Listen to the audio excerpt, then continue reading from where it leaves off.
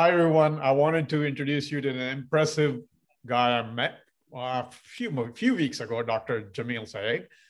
He's not only actually a doctor, not like, the PhD doctor, but he's also a coach. He coaches a lot of impressive people. But I'll let him introduce himself. Enough me talking. So, Dr. Jamil, please kind of introduce yourself and where you came from and what do you do now? Thank you so much, Raju. It's a privilege to be here with you today, with everyone listening. So a little about me, I'm Dr. Jamil Sayed. I'm a life, business, and relationship coach, and I'm also a naturopathic physician.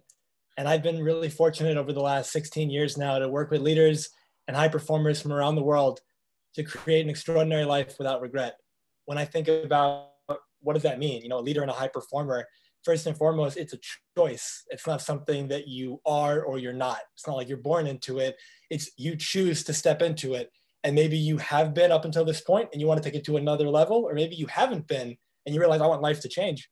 And so when I think of a leader, it's a person, it's not just about them. It's about their family, it's about their company, their community, and maybe even the world, depending on the size of their vision. They want to make a difference. They want to make an impact. When I think of a high performer, whatever matters most to them, they want to do and be the best they can at those things. And so what I love to do is dive deep in conversation, discover your biggest goals, your dreams, your challenges around your business, your mindset, your relationships, your happiness, your health, your fulfillment, that full spectrum of the human experience, and help you create the results that matter most to you faster than you thought possible.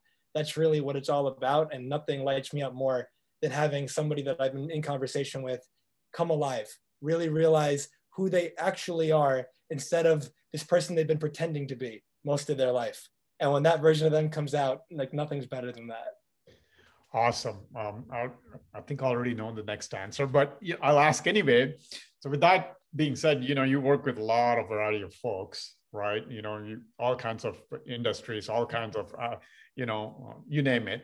So who would you like to connect, or who can you help in that manner? I'll let you answer that, but you sort of already answered, but I'll let you go further, dig into it. So I think that it's interesting because half my clients, let's say, are in the real estate space, real estate investors, brokers, agents.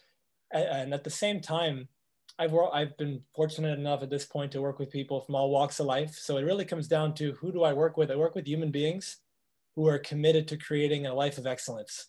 A human being who can sit there and say, you know what? Maybe it's one of two options or both. Life is not the way I want it to be, whether in my finances, my business, my happiness, my relationships, whatever the case may be. And I'm ready for a change. I'm ready to do something about that. Or on the other side, life's going pretty well. And I've got this dream that I think is 10 years out. And in my mindset, it's like, well, why not get that accomplished in 10 months? Why make it take 10 years? And so there's the two sides of coaching. One side, you have the challenges, the problems, and you want support with that. The other side, you've got the goal, the vision, the dream, and you want help making that real. And you want that co-creation partner. You want someone who sees what you're not seeing. When I think of the top athletes in the world, the LeBron Jameses and the Tiger Woods and the tennis players and all this stuff, they all have multiple coaches, and yet they're better players at the sport than any of their coaches are. So on the surface, if you don't understand coaching, you might think, why would LeBron James have like a free throw coach when he's a better shooter than his coach? The coach sees what you're not seeing. You're too close to your own life. So you can't, it's like when you're driving, you can't see your own blind spot kind of thing. And so when I think about that, most of my clients are somewhere between 10 and 30 years older than me on average. And they're in industries that I'm not in. They have expertise in their industry that I don't have. But that doesn't matter because they're not hiring me to be the consultant. They're hiring me to help bring the best out of them. They're hiring me to share perspectives, challenge their thinking, help them create results that they haven't even, they've dreamed of it, but they didn't think it was possible. And so really it comes down to that in regards to who I'm looking to connect with. Awesome. That's a great answer. I mean, there's a lot in there. One of my mentors says the same thing. He's highly successful guy, but he still has a coach. Reason being, exactly the reason why Dr. Jamil just said, that you need a coach, and that's something I'm learning too. So yeah, as an example, like in my own life, I have multiple coaches that I work with, anywhere from business coaching to personal coaching to vocal coaching to help me with my voice. And it goes, you know, across the board. Anytime you want to improve your life in a certain area, there's really like two options. You can try to do it on your own. And oftentimes we carry this belief, a lot of us do, of I should do it on my own. I should be able to do it on my own. I don't need any help. The challenge there is you keep trying to reinvent the wheel. You try to do something on your own that other people have successfully done and maybe turned it into a system. Maybe they've done the step by step, so you don't have to make the mistakes. So if I try to do it on my own, maybe it takes me a year, maybe it takes me 10 years. And if I get a professional to help me, maybe it takes me a couple weeks or a couple months. And when you know your greatest asset is time, and when you know that, like I always tell people, you know, not meant to be like, you know, down and gloomy, but just meant to be like realistic, practical. There's two certainties. You're going to die and you don't know when. Mm-hmm. And so it's like, with that in mind, how about we maximize the amount of time you have left? Because you might have 50 years, 80 years, 100 years, or you might have 50 days. And if that's the case, why are you procrastinating? Why are you putting off your goals and your dreams? Why do you have so many challenges and issues, but yet you're not willing to get support? You know, it's like sometimes it's our ego and our pride, and it kind of it gets in the way of how successful we could be. And I don't say that as the judgment, nothing wrong. My belief, you're already whole, perfect, and complete as you are. And if there's more you'd like to create in your life, maybe getting some support might be useful. Awesome. All right. With that being said, next question. Obviously, I'll be posting, you know, Dr. Jamil's info. If you're seeing on LinkedIn, I'll tag him with all the info. And if you're seeing on YouTube, it'll be in the about section. Now, you know, I kind of already know the answer, but I'll ask for other people. What inspires you to get up and do what you do every day? Yeah. And so, as I've shared with you before, Raju, so kind of the short version of the long story, when I was 19, my dad had a brain aneurysm, and we were told he came as close to dying as you could possibly come. And I walked into the room after that surgery. It was a 4-hour brain surgery. He probably wasn't going to survive, and he did. So it was already a miracle. And when I walked into that room and I saw this man who was representative of me, like the epitome of what it meant to be a man. He was this strong guy in my life. And there he was in a coma as if like a train hit him.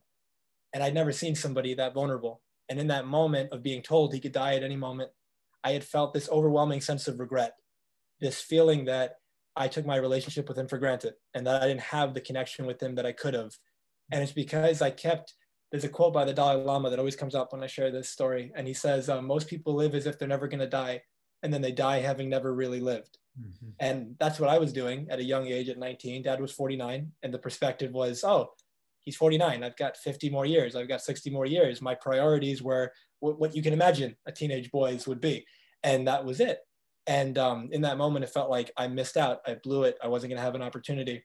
And I was fortunate that he survived another 3 years. And in that time before he passed away, we did help him make almost a full recovery. And I had learned so much about myself and about life in that time. But I was also tested. And I had some of my lowest lows, but also some of my highest highs. And I really grew to appreciate the magic of this moment, the miracle of life, that the fact that you're even listening to this every day, 150,000 people don't wake up, and you weren't one of them. And when we realized that, you know, I've met people in my life who their belief is that something extraordinary, you know, out of the ordinary needs to happen in order for them to be happy, in order for them to enjoy their day. But what if you shift it? And there's something wrong with that, but notice that will limit the amount of joy and happiness you experience. And if we shifted that into realizing, wow, I'm alive. And the fact that I am alive means all these things that I could do, I could create, they're available to me as an option, as a possibility.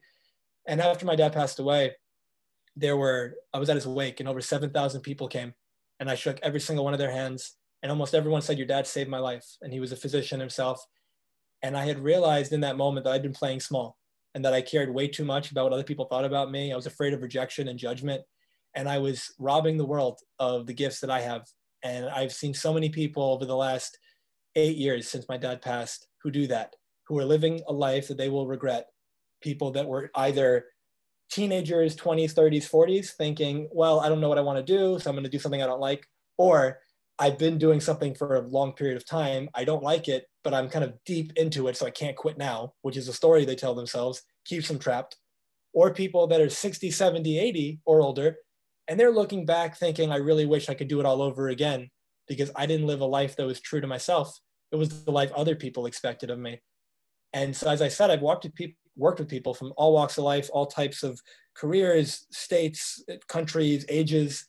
And that's that universal theme that most of us aren't living a life that we can go to bed at night feeling fulfilled by.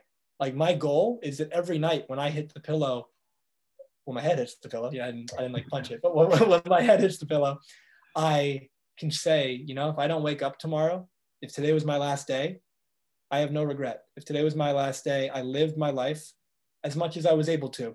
Yeah, there might have been things I wanted to do in the future, but all the opportunities that were presented, all the people in my life that I care about know that I care about them. I pushed myself, I challenged myself, I grew, I loved, I lived, I laughed, like I did all those things.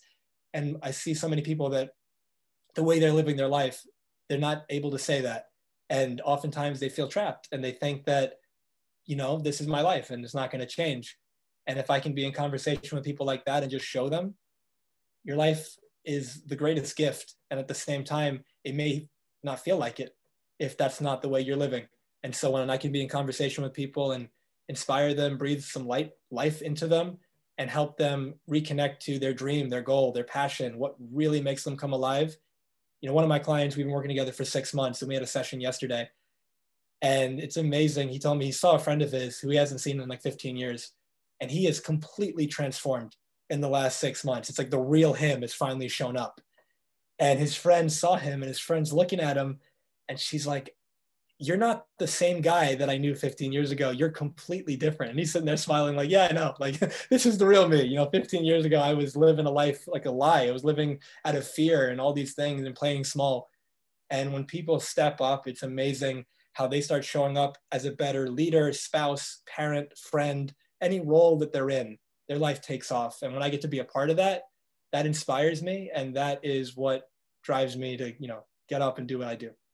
Awesome answer. So as you can hear from him, you know, what inspires him. So if that inspires you, reach out to him. You know, like I said, I'll be posting that links and everything. Yeah, do reach out to him because you can see, you know, how passionate he is about that. So Dr. Jamil, last question. You only can share one tip. I'm sure with talking to so many people, coaching some of you got like hundreds of tips, but you got to share one tip only for personal, professional life that has helped you and can help everybody else.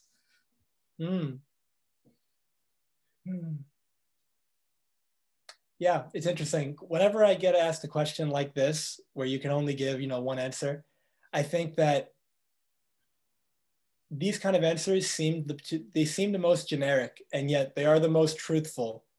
And so in order for this to be as valuable for the majority of people, it really comes down to be you. It sounds so simple. It's funny. I joke with people, you know, be yourself should be the easiest thing to do in the whole world. Like, what is easier than just being you? Like, nothing's required. And yet for most of us, that's the hardest thing to do because we live this life from this perception of a perception. I am afraid of what you think about me. And then I use that fear to limit my expression. I'm afraid of being judged. I'm afraid of being myself. I'm afraid of having fun and being playful and being crazy if that's what I want to be in the moment. And so I keep dimming my shine. If there was like a dial and 10 is you at your best, you keep dropping down to 2 and you're living at 2 and you're living out of fear. And when you can choose love and not fear, first and foremost, love for yourself, because when you love yourself fully, it's like a cup metaphor and the cup overflows and you can give from the overflow. You love yourself so much that you're honoring yourself. You're authentically expressing who you are. You're giving your gifts to the world in the way that you want to, which means you're serving. You're probably going to be able to bring in excellent, you know, money from that. You're going to be able to make authentic relationships from that. And you become a gift to everybody in your life because you represent the possibility of what they can choose for themselves. Whenever you decide, I'm going to be me. You know, imagine you're at a party and no one's on the dance floor and the music is great. And practically everyone is sitting there going, I really want to go dance, but I don't want to be the only one out there. But then you decide, you know, screw it. I'm going to go first because I want to dance. So you go out there and you start dancing. And what happens within like 5 minutes? You have like 100 people on the dance floor and you started it because you stepped up. And by you being authentic and being you and being willing to be seen, other people see that and they go, all right, if he can do it, if she can do it, I can do it. And now the rising tide lifts all boats. Everyone gets better just from you being you. So that would be what I would say. Awesome tip. Yeah, no, that's what it is. Truly easiest thing to do, the toughest thing to do at the same time. I truly agree with that.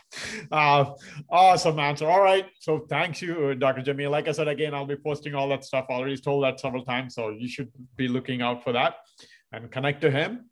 You know, if you're any kind of industry, doesn't matter. And if he like connects with you, connect with him. He's a great guy to talk to. Awesome guy. As you can see, is full of passion. So again, Dr. Jamil, thanks for taking the time. Thank you, Raju. Appreciate you.